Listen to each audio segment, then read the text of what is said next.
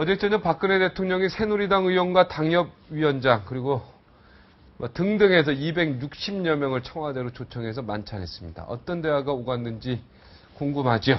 오늘 좀 들어보겠습니다. 30년 이상 서울시 공무원 역임하시고 국회의원 되시고 구청장도 하시고 오늘 할 얘기 많으십니다. 그리고 안철수 저격수로 나오시는 분입니다. 이노근 새누리당 의원 모시겠습니다. 안녕하십니까? 네, 안녕하십니까? 이노근 의원입니다. 예, 어저께 어떻게 분위기 어땠습니까?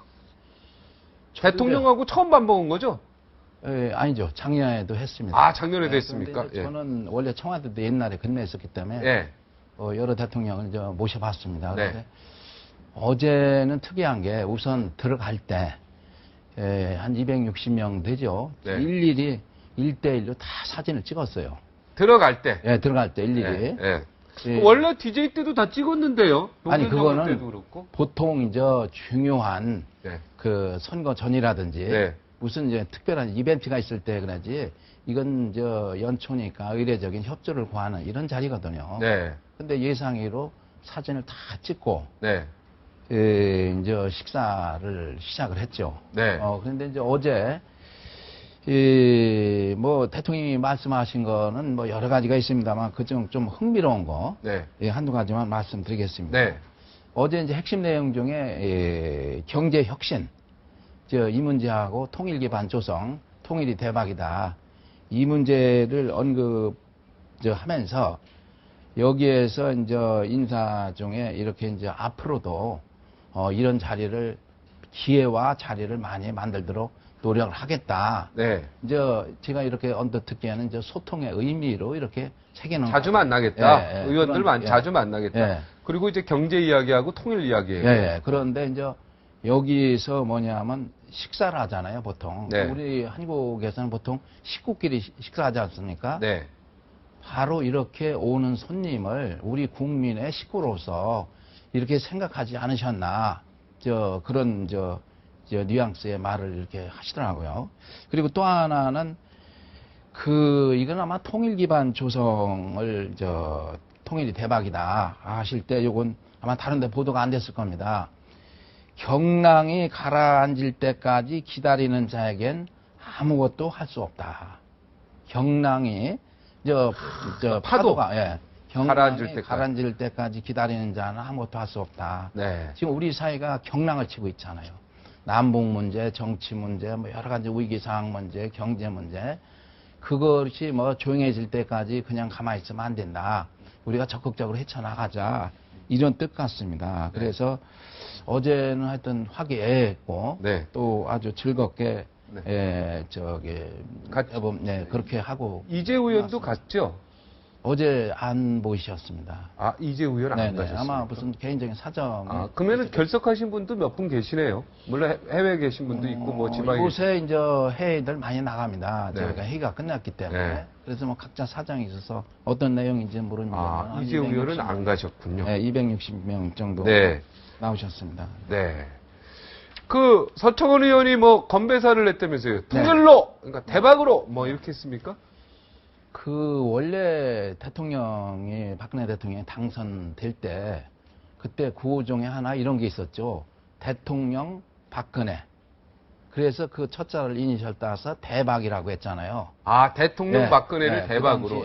대박 했거든요. 네. 근데 마침, 엊그저께 기자회견에서, 연두 기자회견에서 통일이 대박이다 하니까 막 거기에 차가 나셔가지고, 간략하게, 통일로 대박 이렇게 하신 것 같습니다. 네. 그러면 건배사는 서청원 의원이 했고 또 마이크 잡은 사람들이 또 누가 있었습니까? 황우여 대표하고 최경환 또 원내대표하고 다 잡았죠. 네. 그리고 서청원 대표가 건배사. 네. 그리고 이제 상징성이 있네요. 네. 원희 지구당 의원도 또 하고 이렇습니다. 네. 거기에서 이제 지방자치단체는 서울 탈환하자 이런 얘기도 나왔습니까? 그게 이제 국회의원이 한 것이 아니고 건배할 때 네. 대통령이 한 게 아니고 서울에 어느 지구당 지역의 당원협의 위원장이 그렇게 했습니다. 네. 그랬습니까? 이렇죠. 금년이 아무래도 선거니까 네. 거기 다 지구당 위원장들이잖아요. 당원협의 의장들이니까요. 네. 그래서 그렇게 얘기한 것 같습니다. 네. 서울시장 어떻게 좀 확률이 있겠습니까? 저는 지금 정몽준 의원도 안 하겠다 그러고. 근데 하겠다고 하는 사람이 지금 안 나타나는 것 같아요. 글쎄, 이해운 의원 빼고. 고지고대로 이렇게 받아들이는 상황은 안 같아요. 여러 가지 정치적인 상황이 이제 무르익어야 제대로 이제 본인이 그 의사 표명을 가부간에 이제 할 것 같은데, 제들이 보기에는 뭐 그거를 포기니 안 나오느니 이렇게 단정하기는 어렵습니다. 그렇게 하고 지금 새누리당에서는 뭐 여러 뭐 자천, 타천으로 이렇게 하는 사람들이 있죠. 근데 아직까지는 정몽준 의원이 가장 김항식 총리는 안 한답니까? 김항식 총리는 그분이 원래 조용한 성품이고 또 인격 있는 분이고 하니까 어디 이렇게 나서서 내가 한다 안 한다 뭐 정치권에 이렇게 접근 자체를 안 해요. 그런데 그냥 그분도 공직에서 오랫동안 경륜을 쌓았잖아요. 자격은 충분하다고 봅니다. 근데 아무래도 대중성이 부족하잖아요. 그런 의미에서 있고. 제가 볼 때 서울시장은 우리 인호근 의원이 딱 적합한데, 서울시에 30년 근무하시고 구청장 하시고 뭐 서울시에 그냥 낱낱이 막 이 청계천도 우리 인호근 의원이 하시고 뭐 다 하셨는데 이번에 한번 도전 한번 하시죠. 예. 뭐 주위에서 그런 얘기를 많이 하는데 저는 뭐 그런 거에 전혀 관심도 없고요. 왜냐하면은 저들은 직업 공무원에 출발했습니다. 옳고 그름이 분명하거든요. 잘못한 것은 이건 안 된다. 뭐 원칙대로 가죠. 그래서 예를 들면 서울시장을 지켜가는 겁니다. 또 국가에서 또 국정원을 지켜가는 거거든요. 그 서울시 공무원 하시면서 부동산부터 시작해서 건설 다 하셨잖아요. 네, 여러 예? 분야 뭐 했죠. 여러 분야 네. 다 하시고 그리고 나서 구청장 하셨지 않습니까? 네, 네, 구청장도 다 하시고 이제 네, 네. 국회의원도 하시고 그래서 그게 이제 미천이 돼가지고 큰 미천이 될 수 있죠. 굉장히 큰 미천이 돼요. 국회 가서도 뭐 그런 면에서는 뭐 제가 어디 가서 빠지지 않습니다. 알겠습니다. 네. 아니 뭐 욕심 한번 내셔서 한번 서울시장 아마 뭡니까 이게 토론회 같은 데 할 때는 가장 잘하실 수 있어요. 근데 서울시장이라는 자리는 무슨 실력이나 능력만 가지고 되는 자리는 아니거든요. 네, 대중성이라든지 대중성. 뭐 인기라든지 이런 것이 좌우하고 있습니다. 네. 네. 이번에 또 한 건 올리셨습니다. 새정치추진위원회는 신비주의적 뭐라고 하셨습니까? 신비주의적? 제가 이제 얼마 전에 네. 참 세상이 요상하다. 네. 한마디로 얘기해서 사회에 모든 역량이 있고 경험과 전문성을 닦고 계단 밟아서 이렇게 올라온 사람들이 많습니다. 사회에는. 네. 대통령도 될 사람도 많고 시장도 될 사람이 많거든요. 근데 하루아침에 어디서 딱 신기루처럼 안철수 의원이 네. 나타났지 않습니까? 아, 마법사라고 했죠? 그렇죠. 신비주의적 그러니까 마법사. 이건 도저히 안철수는. 우리 현대 상식으로서는 해석을 할 수가 없어요. 네. 예를 들어서 그분이 무슨 특별한 지도자의 길을 겪어서 왔다면 그거는 그렇게 얘기할 수가 없죠. 아무런 저기도 없이 급부상한 거거든요. 네. 그러니까 마치 개선장관 갑자기 나타난 영호 호걸처럼 되어버렸어요. 네. 그리고 두 번째는 그분이 여러 가지 각종 의혹이 많습니다.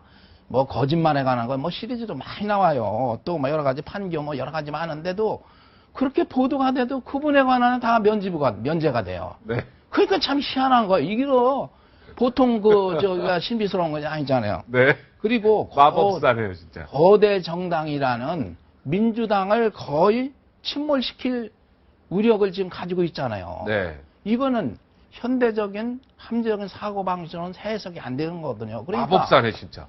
무슨 마술적인 신비주의적인 무기를 가지고 있다.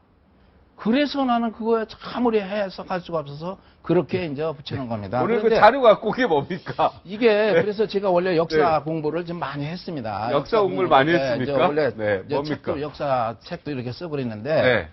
이게 이제 우리 역사에 보면은 궁예가 나오지 않습니까? 아, 궁예가 나오죠? 네, 그런데 궁예가 이제 후 고구려의 네. 삼국 혼란기에 이제 혼란한 틈을 타가지고 그때 이제 백성도 어렵고 삼국 간에 싸움이 있었고 네. 하는 시절이거든요. 그때 제왕처럼 나타난 사람이 궁예입니다. 네, 궁예죠. 그때 스스로 뭐라고 그랬습니까? 자신이 미륵이다. 미륵이다. 자기가 미륵이다. 미륵은 뭐 몇 억 년 만에 오는 새로운 구세주 아닙니까? 네.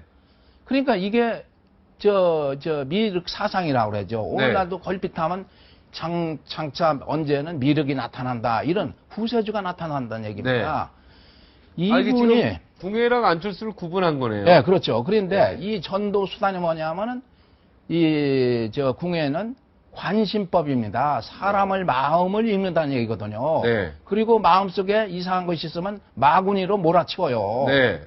그러니까 이게 이거 얘기하는 겁니다. 네, 지금 그렇습니다. 관심법 마구니? 예. 마구니는 무슨 뜻입니까? 이게 저기란 얘기죠. 아주 악마. 악마란 뜻이죠. 악마. 왜 악마로 네, 내 마음에 안 들면 악으로 그래서 규정한다. 저 처차구를 하지 않습니까? 네. 그러니까 또 전도 대상이 있는 거냐면 똑같이 가난하고 소외된 자들입니다. 불만 네. 세력들이거든요. 네네.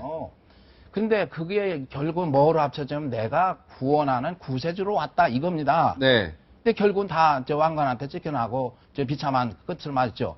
근데 제가 안철수 의원을 무슨 폄하하려고 하는 건 아닙니다. 네네. 지금 우리 사회가 참 요상한 겁니다. 네. 뭐 안철수 의원이 뭐 컴퓨터나 이런 저 IT 분야에서는 상당히 독보적인 존재죠. 이거 저기 우리 이동훈 의원이 이거 직접 만드셨습니까? 근데? 아니 이거는 저 뭐 그냥 금방 뭐 역사책에 아는 거니까 금방 비교는 다 나와요.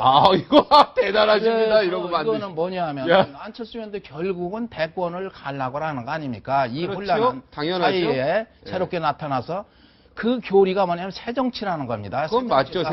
새정치. 예. 전도 수단이 뭐냐면 처음에는 뭐로 했습니까? 토크 콘서트 네, 있죠. 토크 청춘 콘서트, 네, 토크 콘서트 새정추. 이런 네. 거거든요. 그런데 그런 걸 통해서 국민한테 체면수를 거는 겁니다.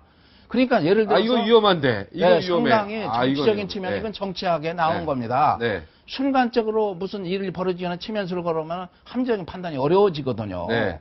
그리고 누구를 하냐면 요 민주당이나 또 사이에 여러 가지 불만 세력, 살짝 없는 사람 무당파, 들어오는 젊은이. 것이죠. 그래서 사상은 구원한다고. 용인되고 국회는 뭐 여기는 저기는 새정치한다고. 결과는 뭐 여러 가지 이제 뭐 우리가 좀 이재심 대표 예언하기 번뇌가 참 있다. 힘들지만은 이렇게 갈 것이다. 이렇게 우리 예상하시는 겁니까? 사이에서는 여하튼 구조가 네. 그렇게 영웅주의가 한꺼번에 나와서 그것에 의해서 구원을 당할 수는 없는 사회입니다. 이미 네. 사회가 그런 옛날 같은 사회는 아니거든요. 네. 그래서 나는 신비주의에 빠져있는 우리 사회가 참으로 나는 좀 안타깝다. 이거를 호소하는 겁니다. 네. 자, 네네. 그다음 건 뭡니까 또? 재밌는 자료를 많이 갖고 아니 왔네요. 이제 여기 사전에 이제 질문을 했기 때문에 네. 뭐 이제 안철수 의원하고 이제 민주당하고 상당히 신경질을 하잖아요. 네. 신경질 하죠. 예, 근데 얼마 전에 민주당이 안철수 의원이 이제 당대당으로 하면은 지도가 떨어진다. 네. 또는 이제 후보 대 후보로 하면은 떨어진다. 저는 그 부분을 해서 어떤 부분은 동의하고 어떤 부분은 상당히 어려운데 후보 대 후보로 할 때는 상당히 어렵습니다. 왜냐하면 안철수 신당에 영입되는 사람들이 과연 그 정도의 그레이드가 되냐, 경쟁력이 되느냐. 그거는 안철수 의원이 출마하는 건 아니잖아요. 그렇기 때문에 각 지역에 그 뭐 여러 가지 요인을 고려해서 공천할 거 아닙니까? 그러면 그 공천하는 사람들이 기성의 정치권에 그레이드가 좀 있는 사람들만큼 되겠느냐? 그건 상당히 어렵다고 봐요. 요새 인물난을 겪고 있지 않습니까? 당정 서울시만 해도 그렇습니다. 서울시만 해도 지금 뭐 여러 가지 조사하면 안철수 의원 쪽에서 조금 나오겠다고 하는 분이 조금 떨어지거든요. 그래서 이 문제는 상당히 선거 직전까지는 요동은 치겠지만은 그렇다고 안철수 의원이 뭐 민주당처럼 단단한 조직도 아니고 하기 때문에 뭐 두고 봐야 되기 때문에 상당히 네. 좀 뭐 그렇게 확정적으로 안철수 의원이 지금 이렇게 여론조사처럼 확 올라가는 결과는 없을 것이다 이렇게 보고 있습니다. 이번에 기초선거, 그러니까 기초단체장 네. 하셨지 않습니까? 네네네. 정당 공천 폐지한다는 게 민주당의 당론이고 네네. 지금 새누리당은 기초단체장은 공천에서 하고 그 네. 대신 구의회를 없애야 된다 뭐 이런 얘기인데 네. 우리 기초단체장 출신으로서 여기에 대해서 소신 한번 말씀해 주시죠. 요게 이제 우리가 그런 문제를 검토할 때 이 소 얘기하는 포퓰리즘성 그런 무슨 의견에 좌우돼서는 안 된다고 봅니다.